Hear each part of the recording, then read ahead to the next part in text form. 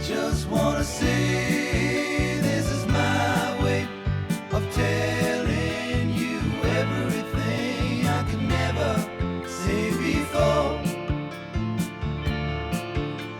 Right Down the Line is already on my list for my funeral. I've always preferred songs written by men about women. Something about the way women sing about men that can be very bitter. And then a lot of songs where they do sing about how much they love them, it's in a kind of needy way, or in a kind of like, I'd give up anything for you even if you're going to treat me badly kind of way, which I've never understood. I mean, Right Down the Line, I mean, it's just like basically saying, you know, it's so simple, but I'll just forever, I will always, you know, love you, and it's always been you. And it's just, imagine if somebody wrote that for you. Imagine, you know. I would try to write my own personal experiences as much as I could. I trusted my intuition in that way. And I wasn't afraid to, not in every song, there was lots of songs that wasn't the case, but there was a fair number that were to do with my own inner world. I have sung Gerry Rafferty songs all my life, even when I was singing in folk clubs. So we're going back to the late 60s, early 70s, you know, when I first met Gerry. As time went on, I've covered a lot of his songs. I did the Royal Mile, but I'm probably best known for singing The Right Moment. Spinning on another wheel, golden round in slow motion, caught up in another dream, drifting on a blue ocean. All of his songs have always spoken to me. There's something to do with the melodic structure and something very sad in the writing, which has always appealed to me, but it's never sentimental. You remember and then you forget, all along the way.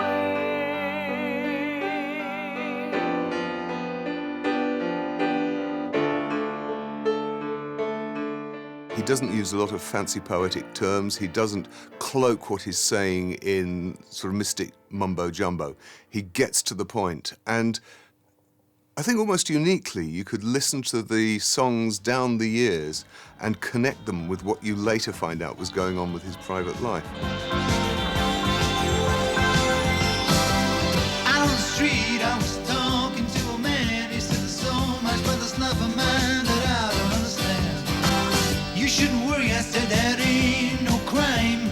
'Cause if you get it wrong, you'll get it right next time. Gerry may have chosen to reveal aspects of his life in his songs, but he did not want his life altered by the unwelcome personal attention that comes with being a household name. Once you enter into the world of celebrity, you can no longer really be the observer in life, and I've always valued that highly. You become the observed. And other people who wallowed in that kind of acclamation and excess, it was like a drug to them. They couldn't stop. And it wasn't like a drug to him. It wasn't even like a bag of sweets. It wasn't like anything. It was just, he didn't want to do it, and he refused to do it.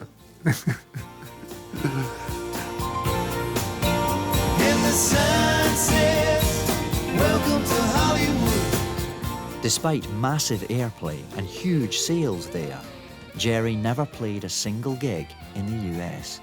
I have huge respect for Gerry for not ever pandering to the demands of record companies to promote work in a certain way, to go out and, as he probably saw it, prostitute himself live, playing gigs he didn't feel like playing, simply in order to shift product. And good for him for sticking two fingers up at the system and saying, actually, no, you don't have to do any of that, and I'm not going to. So sweet.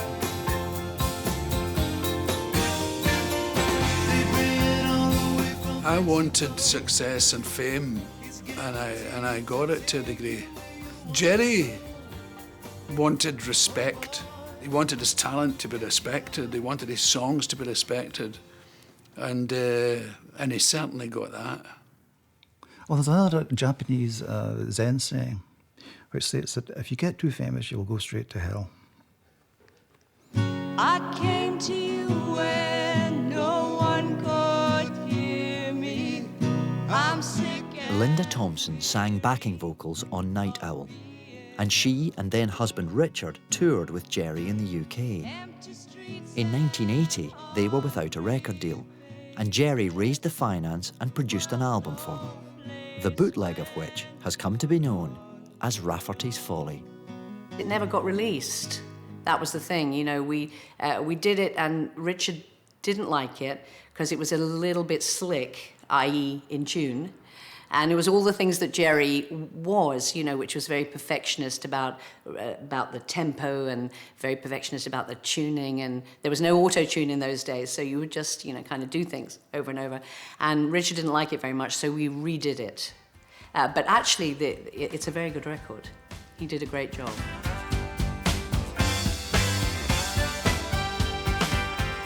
He was extremely funny, and he was very romantic. You know, he'd have these crushes on people, and when we were on tour, we got on decided to run away together. We were both married, mind you, and we got on the train.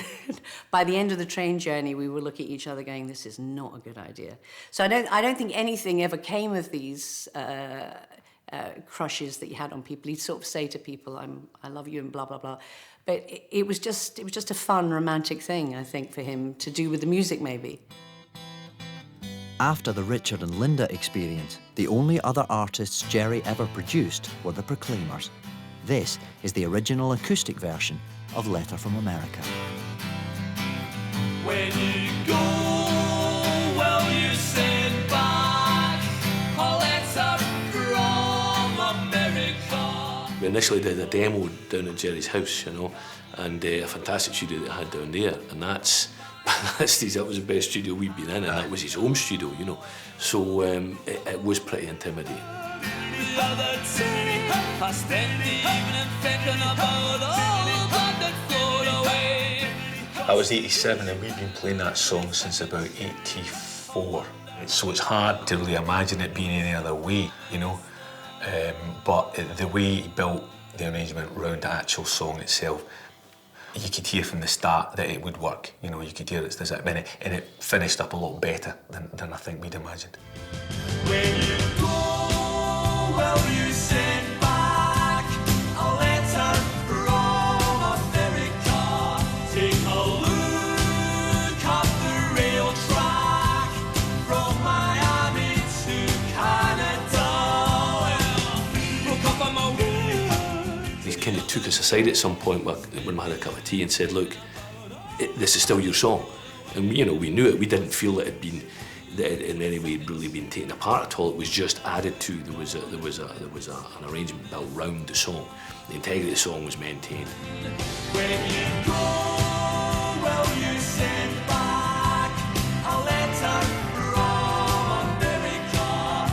I think the really interesting thing about Letter from America is how great the production is, that it's absolutely simple and direct. It's everything that Lieber and Stoller brought to Stuck in the Middle with You, and which Gerry in some ways seemed unable to bring to bear on his own work because he felt he had to kind of live up to a reputation of making another Gerry Rafferty record that would be matched up with Baker Street, rather than cutting to the chase and getting to the essence of what the song was about.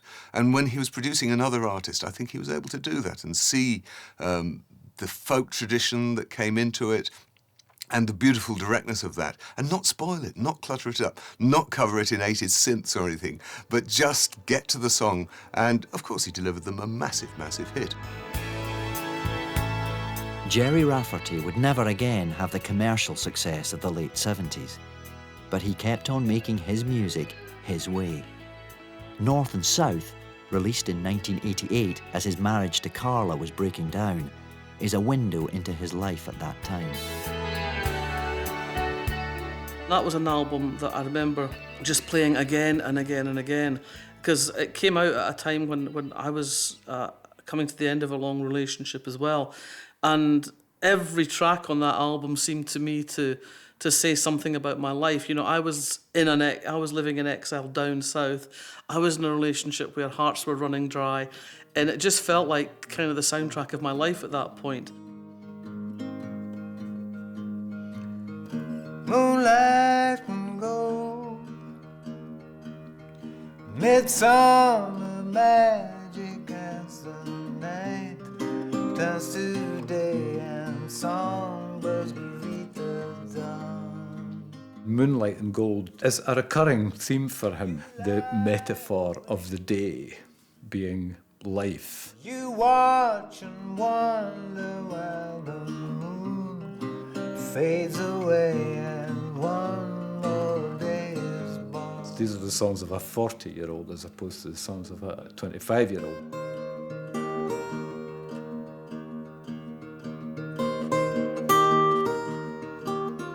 We spent hours, literally hours on the phone. He had split from his wife and stuff like that, and I think that was probably one of the, a big reason for keeping in touch. And of course I offered my services anyway, to if he needs an ear to bend or whatever, And so the 90s were taken up, quite a lot of the 90s were taken up with Gerry phoning and talking away. But of course, during the conversation, on many occasions, he would, he'd get really drunk, that was unable to continue the conversation. So here I go again, and I don't want to speak about this, this stuff.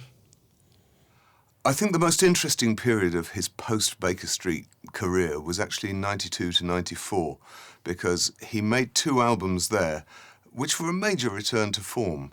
And Life Goes On as a song, he was so important to him that he revisited it with his final album. He came back to that song and brought it back because he felt it hadn't had the attention it deserved. And it's clearly about Carla. And it's clearly heartfelt. And I think that's probably his strongest song. It's got the most gorgeous, powerful chorus that sweeps you up and carries you along. And your life goes on. And I think it took the breakup with his wife to put him into the idea that he had to get back down to brass tacks. He had to really roll his sleeves up and get back to what he was good at. And he got back with Joe Egan, and they made a couple of really, really strong albums there. Every night's a lonely night since you went away, but you come back to haunt my memory. Gerry installed a studio at his home and worked there with Hugh Murphy on the last 2 albums they made together. Following his divorce, Gerry and I had the chance for the first time to sort of spend a lot of time together at Tye Farm, where he was in Sussex, where he was living at that time. And I used to go over there every couple of weeks, and we'd spend the day writing. And we actually spent a lot of the time laughing. I mean, we shared a sense of the ridiculous, and we laughed like drains for much of the time. I mean, that's one of my prevailing memories of it.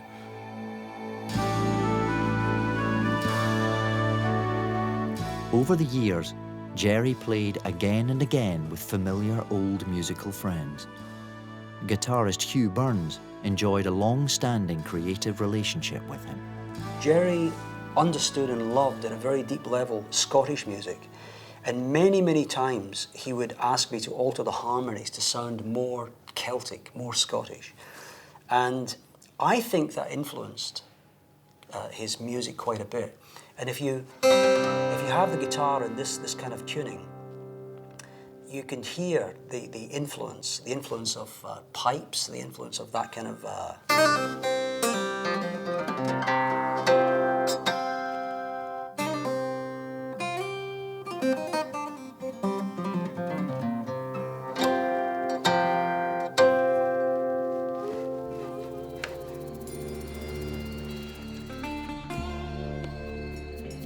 Of the relationships in Gerry's life forged in music, one of the most important, with Hugh Murphy, ended with Hugh's early death in 1998. I think that was a great blow to Gerry, because they had such a long relationship that it was a unique working relationship, I think. And I think it took Gerry a little while to find somebody else to work with in that particular capacity, the engineering side, etc., etc.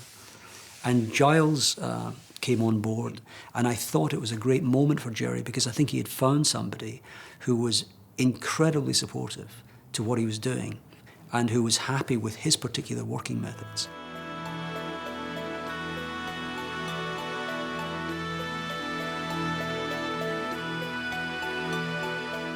Together with Giles Twigg, Gerry travelled to Barbados, France, Tuscany and the north of Scotland with portable recording equipment.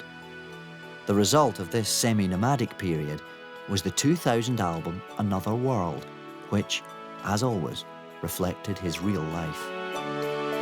When Xavier and Anna were born. Xavier and Anna is a song about Tilda Swinton and John Byrne's children. The reason for being was clear when they opened their eyes. I would have to say, in all honesty, the one record that, or the one main record that they made together is perhaps the record of Gerry's I would be least likely to turn to as an album, just simply because I think Giles did not have the same kind of dialogue with Gerry as Hugh had, and the record is just slightly overworked and there's not nearly enough heart left in it. My girlfriend's in Albania, my ex-wife's in Tasmania, and I'm in Transylvania with the vampires all around. The album Another World was originally only available through Gerry's website. Access to the internet allowed Gerry Rafferty fans to meet online. It's a very tight-knit group of real Gerry Rafferty fans, people who feel the same way as I do. It's generally obviously talking about his music and discussing songs in great detail, and people trying to pick out their top 10 Gerry Rafferty, which is an impossibility. You can't pick 10 Gerry Rafferty tracks. You have to have a top 50. I think once people kind of get his music, it sort of stays with them their whole life. And I know that a lot of the fans, they speak about his music as having sort of helped them through, times of real, trouble, the wife leaving them or something. And his music, people relate to it. That meant a lot to him, I think. 2009's Life Goes On demonstrates Gerry's continued interest in reworking his back catalogue.